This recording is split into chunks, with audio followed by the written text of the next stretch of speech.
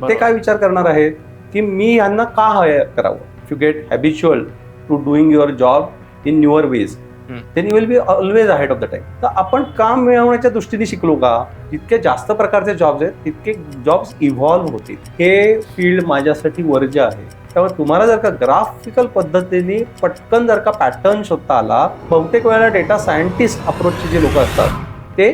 तर नमस्कार मंडळी, welcome to the new episode. आजच्या एपिसोडमध्ये आपण अशा एका विषयावर चर्चा करणार आहोत की ज्याच्यामुळे मोठमोठ्या कंपन्यांची झोप उडते, ते म्हणजे डेटा ॲनालिसिस. मजा करतोय. खरं तर डेटा ॲनालिसिसचं महत्त्व आपल्या सगळ्यांनाच माहिती आहे. म्हणजे एखाद्या चहाच्या टपरीला मोठ्या साम्राज्यामध्ये कन्व्हर्ट करू शकतं. पण हे डेटा ॲनालिसिस म्हणजे एक्झॅक्टली काय, डेटा म्हणजे काय? जे जॉब करतायत त्यांना डेटा ॲनालिसिसमध्ये जर एंट्री करायची असेल तर ते काय करू शकतात? किंवा एखाद्या बिझनेसला जर आता डेटा कलेक्शन चालू करायचं असेल किंवा जर तुमच्याकडे एक्झिस्टिंग डेटा असेल आणि त्याचे मिनिंगफुल ॲक्शनेबल इन्साईट तुम्हाला काढायचे असतील तर काय असतं? या सगळ्या गोष्टींविषयी आपले आजचे गेस्ट बोलणार आहेत. तर आपल्या गेस्टचं नाव आहे डॉक्टर आनंद कोलरकर. त्यांचा 32 वर्षाचा ह्या फील्डमधला एक्सपिरियन्स आहे आणि आपण अत्यंत सोप्या आणि समजणाऱ्या शब्दांमध्ये डेटा ॲनालिसिस विषयी त्यांच्याकडून जाणून घेणार आहोत. चला तर मग चालू करूया या नव्या कोऱ्या एपिसोडला.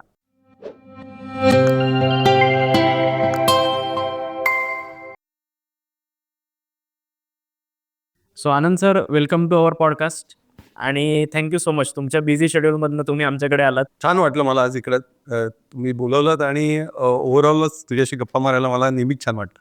सर, आता डेटा ॲनालिटिक्स आणि त्या रिलेटेडच तुमची पूर्ण बॅकग्राऊंड आहे. सो माझा फर्स्ट क्वेश्चन एकदम बेसिक आहे, कारण आपल्या व्ह्युअर्सला पण डेटा ही गोष्ट ऐकून माहिती आहे, पण त्याचे जे इन्साईट आहेत ते त्यांना एवढ्या लेवलला माहीत नसतात. सो फर्स्ट क्वेश्चन हाच आहे की डेटा म्हणजे एक्झॅक्टली काय आणि डेटा कलेक्शन कशा पद्धतीने केलं पाहिजे किंवा ते का महत्वाचं आहे? खरं तर डेटा म्हणजे आपल्याला सगळ्यांनाच माहिती असतं, कारण का इंग्रजीमध्ये आपण डेटा म्हणून आता शब्द वापरतो, त्यामुळे काही लोकांना एकदम डेटा वगैरे भीती वाटायची शक्यता आहे. पण माहिती गोळा करणे हे तर सगळ्यांनाच माहिती आहे. मग तो कुठलाही बिझनेस असो, अगदी घरातले काम असो, मित्रांची माहिती गोळा करणं असो, एखादा ब्लड ग्रुपची माहिती गोळा करणं, या सगळ्याला आपण इंग्रजीमध्ये डेटा म्हणतो. आता तू विचारलंस डेटा गोळा कसा करायचा, तर खरं तर तुम्ही कुठलीही एखादं काम करताना त्याची एखादी प्रोसेस जर तुमच्याकडे असेल तर अगदी साधारण विचार कर की अगदी गणपती मंडळाची वर्गणी गोळा करणं हे सुद्धा डेटा गोळा करणंच आहे. आपल्याकडे जर का डेटा प्रोसेस म्हणजे कुठल्याही सिस्टीमची प्रोसेस जर असेल तर त्याची साधारण एक्सेलमध्ये माहिती गोळा करणे किंवा वर्डमध्ये वगैरे जसं लोक करतात तसं एक्सेलमध्ये सुद्धा लोक करू शकतात, किंवा त्याच्यासाठी काहीतरी सॉफ्टवेअर येऊ शकतात. त्याच्यामध्ये एखादा डॉक्टर आहे, त्याच्याकडे पेशंट आला तर तो किती वाजता आला, त्याला काय झालं होतं, त्याला काय औषधं दिली, त्याची फॉलोअप अपॉइंटमेंट काय, ही प्रोसेस आहे. ही प्रोसेस फक्त एक्सेलमध्ये गोळा करणं किंवा त्या सॉफ्टवेअरमध्ये गोळा करणं याला डेटा गोळा करणं असं आपण म्हणू शकतो. प्रोसेस असेल तर डेटा कॅप्चर करता येणार. पण मग सर, आता आपण भारतामध्ये जर पाहिलं ना तर म्हणजे जेवढं मी बघतोय तर लोकांना अवेअरनेस आहे की बाबा डेटा कलेक्ट केला पाहिजे, हो, पण त्याच्याबद्दल सिरियसनेस नाहीये, असं असं तुम्हाला पण वाटतंय का? अवेअरनेस नाही हे बरोबर आहे. सिरियसनेस जाणवला ना त्यातनं काय होऊ शकतं तर सिरियसनेसही येतो. मी नेहमी म्हणतो IT म्हणजे information technology is enabler to business. म्हणजे काय की बिझनेस आधी येतो आणि IT नंतर येतं. म्हणजे तुम्हाला तुमचा बिझनेस जर माहिती असेल तर इन्फॉर्मेशन टेक्नॉलॉजी तो अधिक प्रगत पद्धतीने करण्याची मदत करणार आहे. असं कल्पना कर, एखाद्या छोट्या व्यवसाय आहे आणि त्यांनी जर का एक 50 बिल बुक जर तयार केली आणि ती सगळी जर का मॅनेजमेंटला दिली की सर एवढा धंदा झाला आपला, तर ते काय करणार एवढं बघून? बरोबर आहे. तर त्याचं जर का आपण अनालिसिस जर करू शकलो तर त्यांना नेमकं कळू शकतं की आपल्या बिझनेसमध्ये काय चाललंय, कुठलं प्रोडक्ट हे जास्त विकलं जात आहे, कोण माझा कस्टमर असा आहे की ज्याच्याकडे मी लक्ष दिलं पाहिजे. तर हे आज माहिती नसल्यामुळे त्याचा वापर कमी आहे असं आपण नक्की म्हणू शकतो. आता एक मेजर चंक असा आहे की जो जॉब मध्ये एंटर करतोय. सो जर आपल्याला म्हणजे एखाद्या व्यक्तीला डेटा मध्ये ॲज अ जॉब म्हणून एंट्री घ्यायची आहे, हो, त्याला कुठले स्किल सेट जास्त आवश्यक आहेत आणि असे कुठले कोर्सेस अवेलेबल आहेत का की ज्याच्या थ्रू तो हे नॉलेज घेऊ शकतो आणि खरंच त्या गोष्टीला एवढं फ्युचर त्याला मिळू शकतं का? नक्कीच. अगदी नेमका आणि योग्य प्रश्न तू विचारलायस. कारण का आजकाल सगळ्यांना data science, artificial intelligence, machine learning हे शब्द म्हणून माहिती आहे आणि सगळ्यांना ह्याच्यामध्ये प्रामुख्याने नोकरीच हवी आहे. मी नेहमी म्हणतो की पहिल्यांदा आपल्याला काय करायचं आहे हे जर आपण शिकू शकलो तर मग आपण त्याच्यामध्ये नोकरी का करावी याचा जे तुम्हाला हायर करणार आहेत ते काय विचार करणार आहे की मी यांना का हायर करावं. राईट. ओके. बरोबर आहे. आता तुझ्या प्रश्नासाठी मग मला जर जॉब हवा आहे तर मी नेमकं काय केलं पाहिजे. राईट. तर पहिली गोष्ट ह्याच्यात कोणीही येऊ शकतं, अगदी कोणीही. म्हणजे कुठल्याही फील्डचा माणूस असेल तरी कुठल्याही फील्डचा अगदी बरोबर तुझी समज झालेली याच्यात. म्हणजे फंक्शनल युजर मी म्हणतो त्याला किंवा टेक्निकल युजर. फंक्शनल युजर म्हणजे कोण, तर कंपनीमध्ये काम करणारा कोणीही, एखादा फायनान्समध्ये आहे, अकाउंट्समध्ये आहे, ऑपरेशन्समध्ये आहे, सिक्युरिटीमध्ये आहे, सेल्समध्ये आहे, प्रोडक्शनमध्ये आहे, ट्रान्सपोर्टेशनमध्ये आहे, अगदी तो काहीही कुठलंही फील्ड म्हण. का बरं, तर प्रत्येक फील्डमध्ये प्रोसेस आहे म्हटल्यावर डेटा कॅप्चर होणार आहे आणि डेटा कॅप्चर झाला की त्याचं ॲनालिसिस होणार आहे. त्यामुळे तू जर का फंक्शनल युजर असशील आणि जर का तू कॅप्चर केलेला डेटा तुला ॲनालाइज करता येत असेल तर तुझ्यासाठी ह्या फील्डमध्ये नोकरी आहेच आहे. ओके. टेक्निकल युजर असशील तर टेक्निकल युजरला आता मला डेटा कॅप्चर कसा होतो हे माहिती आहे, पण तो कुठल्या प्रोसेससाठी कॅप्चर होतोय, त्याचं नेमकं त्या बिझनेसला या कॅप्चर केल्याचा फायदा काय, मग त्याचं प्रेझेंटेशन मी कसं करावं, त्याआधी त्याचं डिझाईन कसं करावं, अशा पद्धतीच्या काही टेक्निकल जॉब्स त्याच्यासाठी अवेलेबल आहेत. मग आता हे नेमकं शिकता कसं येईल असं तू विचारलं. करेक्ट. तर अशा अनेक संस्था आहेत ज्या शिकवतात. म्हणजे आता मी माझ्याबद्दलचं सांगायचं झालं तर की मी गेले आता 32 वर्ष या फील्डमध्ये काम करतोय. बरं. आणि त्याच्यामध्ये ओपाईन ग्रुप नावाची जी आमची कंपनी आहे, तर ओपाईन हा शब्दच ओपिनियन या शब्दावरून येतो. ओपिनियन म्हणजे मत.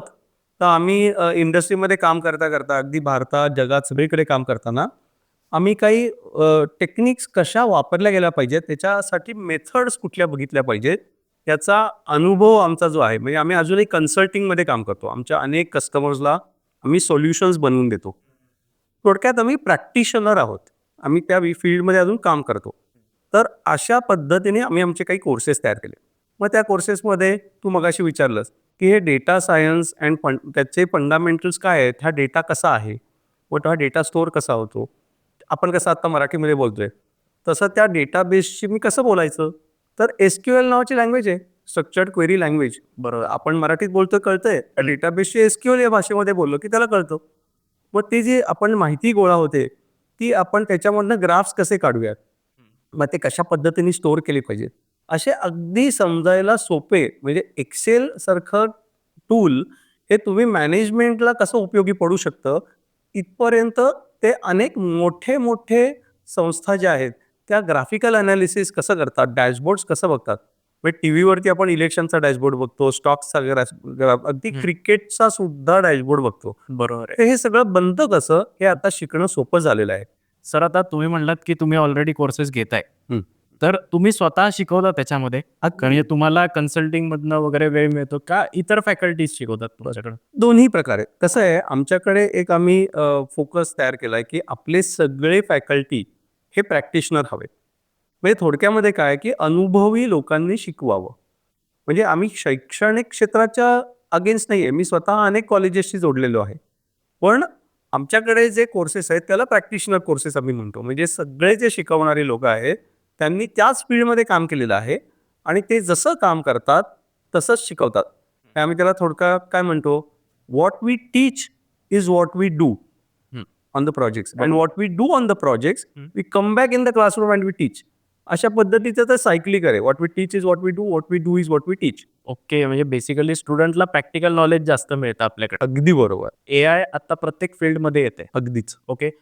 Data analysis is all about you are reading the data. तुम्ही तो डेटा बघताय, त्याचं को रिलेशन लावताय आणि त्याच्यामधनं एक इंटरप्रिटेशन करताय. हा त्याचा बेसिक अंडरस्टँडिंग असेल, बरोबर आहे. आता ह्या प्रोसेसमध्ये AI आपल्यापेक्षा बेटर काम करू शकेल का फ्युचरमध्ये? कारण ज्या पद्धतीने AI इम्प्लिमेंट होतंय, तर आत्ता मॅन्युअल वर्क कुठे आहे की ते अंडरस्टँड करणं को रिलेशन त्या डेटामधलं. सो ह्याच्यामध्ये AI येईल का आणि त्यामुळे मग जॉबला परत प्रॉब्लेम क्रिएट होतील का? आता मुळातच जर का माझं 80% काम जर का मशीन करणार असेल तर मी आता काय करू असा विचार करण्यापेक्षा मी अजून काय करू शकेन असा जर आपण विचार केला तर आपल्याला अनेक क्षेत्र ओपन होतात. AIने काहीही घाबरायची गरज नाही हे मला अगदी नक्की वाटतं. आपण फक्त तो वेळ कसा वापरायचा आहे. आपल्याला आपल्या वर्क लाईफ बॅलन्ससाठी कसा वापरायचा आहे, किंवा आपल्याला आपल्या वर्कमध्ये नवीन नवीन फील्डमध्ये अधिक क्रिएटिव्हली काय काय काम करता येईल ह्याचा विचार करायचा आहे. त्यामुळे नक्की नक्की त्याचा उपयोग होणार आणि कुणालाही भीती वाचायची गरज नाही. आपल्याला वेळ मिळाला की आपण निश्चित अधिक काहीतरी शिकू शकतो आता, हे विचार केला पाहिजे. पूर्वी काय व्हायचं की माझा दिवस काम करण्यात संपून जायचा. आता जर तुमचा दिवसामधला थोडा वेळ उरणार आहे तर तुम्ही अधिक काय करू शकता, हे बरोबर. तुम्ही जास्त पॉझिटिव्हली विचार करायची गरज आहे. आणि म्हणून अनेक फील्ड्समध्ये आता कम्प्युटरद्वारे AI द्वारे आपल्याला अधिक चांगल्या पद्धतीने काम करता येऊ शकतं. ओके. त्यामुळे भिऊ नये. मी परवा एक रिसर्च वाचला, त्याच्यामध्ये एक लक्षात आलं की भारतामध्ये रिक्वायरमेंट भरपूर आहे चांगल्या लोकांची. जसं आता तुम्ही मेन्शन केलं की हा जर तुमचा टाइम वाचतोय तर तो तुम्ही प्रोडक्टिव्ह कामासाठी वापरू शकता किंवा न्यू लर्निंगसाठी वापरू शकता. बरोबर आहे. इंडियामध्ये जॉब आहेत, रिक्वायरमेंट आहेत, पण त्या क्वालिटीची लोक न मिळाल्यामुळे टॅलेंट शॉर्टेज क्रिएट झाले. बरोबर. सो ह्याविषयी आपण म्हणजे जे आपले व्ह्युअर्स आहेत ते IT बॅकग्राऊंडचे असतील किंवा नवीन जॉबमध्ये जाणारे असतील, तर त्यांना तुम्ही काय एक सांगू शकाल की जे केल्यामुळे त्यांना फ्युचरमध्ये फायदा होईल?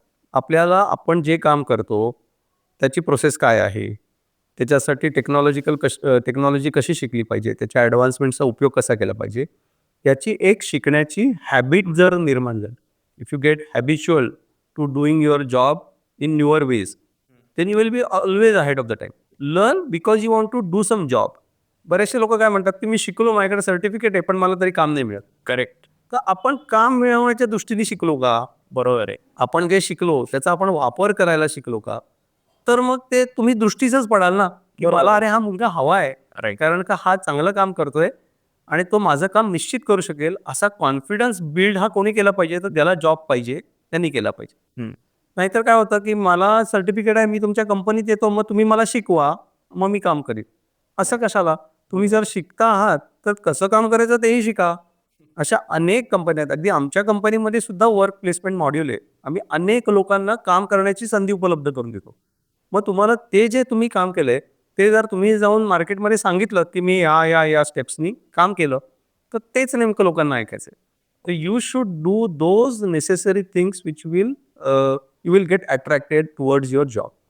आणि हे नक्की तुम्हाला, हे जर का या पद्धतीने तुम्ही काम करायला जर शिकला तर कायमच तुम्हाला एक नाही अनेक जॉबचे ऑप्शन्स उपलब्ध होतात. म्हणजे ह्याच्यामध्ये सर मेन की टेक अवे हा आहे की जेव्हा तुम्ही एखादा कोर्स करताय तेव्हा त्याचं इम्प्लिमेंटेशन शिकणं महत्वाचं आहे. जे अगदी. तुमच्या इथे तुम्ही जेव्हा कोर्स इम्प्लिमेंट करताय किंवा घेताय मुलांचा, तेव्हा तुम्ही त्यांना प्रॅक्टिकल नॉलेज देताय. अगदी बरोबर. So that matters a lot.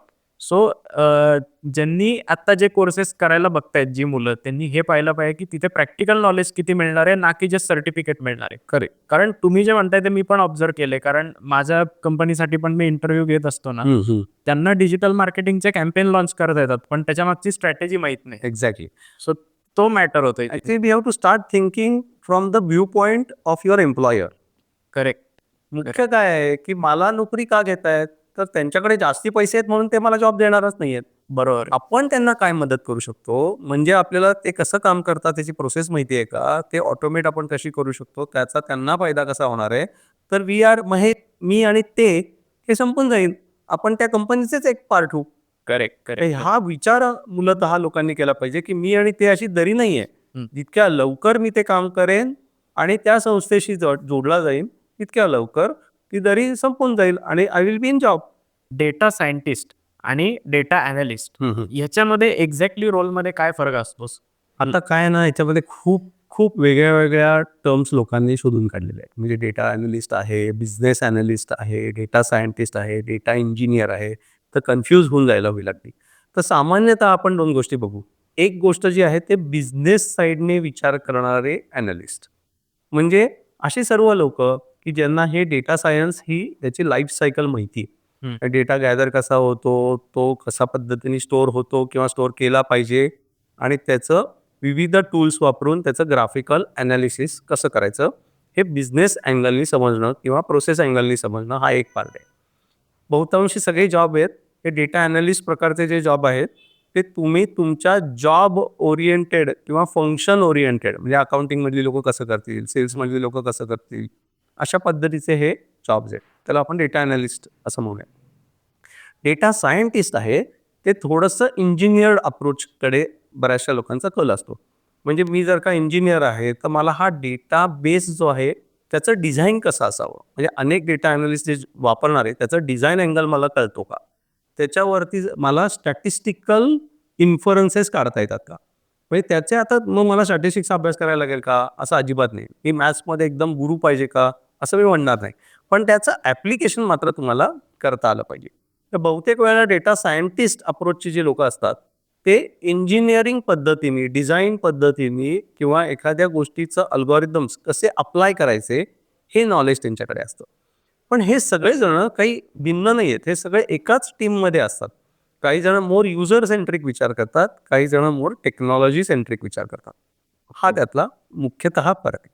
म्हणजे सर आपण असं म्हणू शकतो की डेटा सायंटिस्ट जो आहे ना त्याला थोडी टेक्निकल बॅकग्राऊंड प्रोग्राम वगैरे ह्याची असणं जास्त आवश्यक आहे. हा. पण डेटा अनालिटिक्स एक टेक्निकल तेवढी बॅकग्राऊंड नसेल तरी चालेल की त्याला प्रोग्रामिंग येत नाहीये, बिझनेस फ्लो माहिती पाहिजे आणि मॅनेजमेंटच्या गरजा त्यांना माहिती पाहिजे डेटा अनालिस्ट. डेटा अनालिस्टला, आणि डेटा सायंटिस्टला सुद्धा हे माहिती पाहिजेच. हा. पण त्यातली जी बॅकएंडची गोष्ट जी आहे, म्हणजे हा. त्यातले डिझाईन एलिमेंट्स काय आहेत, त्यातले स्टॅटिस्टिकल अनालिसिस करायला कशा पद्धतीने तुम्ही त्याचा वेगवेगळ्या अल्गोरिदमचा वापर करू शकला पाहिजे, ही जास्ती टेक्निकल समज किंवा जास्त डिझाईन लेवलची समज ही त्यांना असते. आत्ता जसं आपण बोललो की लोकांना हळूहळू अवेअरनेस येतोय डेटा कलेक्शन विषयी, डेटा अनालिसिस विषयी.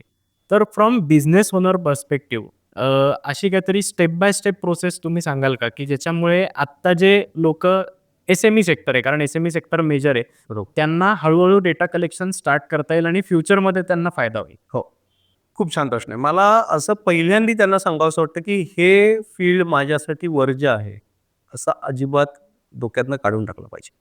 कारण बरेचसे SMEs बद्दल तू म्हणलास म्हणून अनेक SMEsचे ओनर्स हे त्यांच्याच टीममध्ये ऑपरेशन्समध्येच काम करतात. ते हे विसरूनच जातात की आपण आपल्या कंपनीच्या मॅनेजमेंटमध्ये आहोत. तर मग काय केलं पाहिजे, तर प्रोसेस डिफाईन पाहिजे. प्रोसेस का डिफाईन पाहिजे, तर तुमच्या ऑपरेशन्सची जर प्रोसेस डिफाईन्ड असेल तर तो डेटा तुम्हाला कॅप्चर करता येणार आहे. हॅपझॅड कुठला तरी डेटा गोळा करून ठेवला तर पहिल्यांदा जर डेटाच नसेल तर अनालिसिस होऊ शकत नाही. तर पहिल्यांदा तुम्ही जर का प्रश्न गोळा केले मॅनेजमेंटचे प्रश्न उत्तर देता येतील अशा प्रोसेसेस जर असतील, त्यामुळे जर तसा डेटा कॅप्चर झाला तर तिथनं पुढे अनालिटिक्सचा विषय सुरू होतो. म्हणजे सर बेसिकली काय करायचं की आपल्याला first of all problem statement काढायची आहे. अगदी बरोबर. त्याच्याशी रिलेटेड जे काय आपल्याला फील्ड्स लागतील, एक्झाम्पल सेल्सचा प्रॉब्लेम आहे की आपल्याला हो. कन्व्हर्जनला इश्यू येतोय, हो, तर आपण किती व्हिजिट करतोय, त्याच्यामधले कोल्ड किती आहेत, मग कन्व्हर्जनला प्रॉब्लेम काय, याचे फील्ड करून त्याचा डेटा घेणं, ते एका एक्सेलमध्ये मांडणं आणि त्याचं ग्राफिकल रिप्रेझेंटेशन. योग्य पद्धतीने बोललास. कारण का हे ऍक्च्युली तू बिझनेस प्रोसेस जर का स्ट्रॅटेजिक लेवलला विचार करायला लागलास तर हे सगळ्यांना आपापल्या पद्धतीसाठी करता आलं पाहिजे. याच्यात काही सिक्रेट नाही. कारण का प्रत्येक कंपनीचा डेटा हा वेगळा ग्राफ देणार आहे. बरोबर. त्यामुळे आपण आता एक खूप मोठं सिक्रेट जगाला सांगून टाकलं असं नाहीच आहे. ते अनालिसिस केल्यावरती त्यांना त्यांच्या कंपनीचं ग्राफ कळणार आहे. बरोबर. त्यामुळे there is nothing to worry about it. Actually sir आता आपण काय करतोय, आपण प्रत्येक गोष्टीमध्ये डेटा शोधतो, आपण नंबर्स काढतो. ओके, म्हणजे अगदी बारीक सारीक गोष्टींमध्ये आपण नंबर्स किंवा आपले डेली एक्सपेन्स तर ऑब्व्हियसली म्हणजे त्याच्यामध्ये केलं पाहिजे, पण काही अननेसेसरी पण गोष्टी आहेत की जिथे आपण नंबर्सचा विचार करतोय तिथे अनालिटिक्स आणतोय. सो हा माझा पर्सनल लेवलचा क्वेश्चन आहे, कारण तुमचा ऑलरेडी 32 वर्षाचा एक्सपिरियन्स आहे की ह्या सगळ्या डेटा अनालिसिसमुळे आपण फ्युचरमध्ये ओव्हर कॉम्प्लेक्सिटीमध्ये पाऊल ठेवतोय असं वाटतंय का तुम्हाला? प्रत्येक ठिकाणी अनालिसिस करायची गरज नाही आहे. तुम्हाला ज्याला की परफॉर्मन्स इंडिकेटर्स म्हणतात, जिथे जिथे करायची गरज आहे तिथे तुम्ही क्वांटिटेटिव्ह अनालिसिस करा.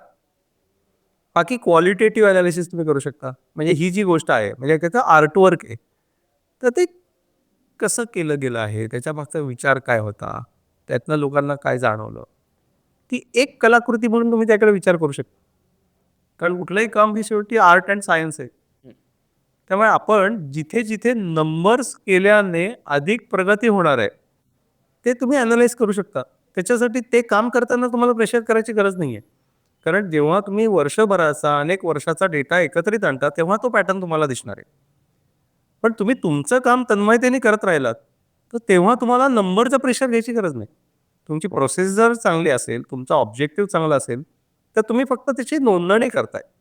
अशा अनेक नोंदणी झाल्यानंतर त्यातनं काय पॅटर्न निघतोय हे तुम्हाला फक्त बघायचंय. त्यामुळे तुम्ही प्रत्येक कंपनीतल्या माणसावर प्रेशर नाही देत आहात. तुम्ही होलिस्टिकली हे काय घडतंय बरोबर आहे. ह्याच्याकडे लक्ष देत आहे. Thank you so much. आणि परत एकदा नक्की भेटायला आवडेल तुम्हाला. धन्यवाद. इथे बोलवलं आणि अगदी मन मोकळ्या, तुझ्याशी नेहमीच माझ्या मन मोकळ्या गप्पा होतात, पण आज अगदी विशेष फोकस निर्माण करून आपण ही गप्पा घेतल्या, त्याच्याबद्दल खूप खूप आभार. तर मंडळी, कसा वाटला हा एपिसोड तुम्हाला? म्हणजे डेटा अनालिसिस रिलेटेड अनेक गोष्टी असतात हे तुम्हाला ह्या एपिसोडमधनं नक्कीच कळलं असेल. आणि डॉक्टर आनंद कोल्हरकरांनी ते अत्यंत सोप्या भाषेत आपल्यापर्यंत पोहोचवलं, त्याबद्दल त्यांचे पण आभार. ह्याच सारख्या अनेक इंटरेस्टिंग पण नॉलेजेबल विषयांवर आपण ह्या चॅनलवर गप्पा मारत असतो. त्यामुळे आमच्या चॅनेलला लाईक करा आणि सबस्क्राईब करा. थँक्यू.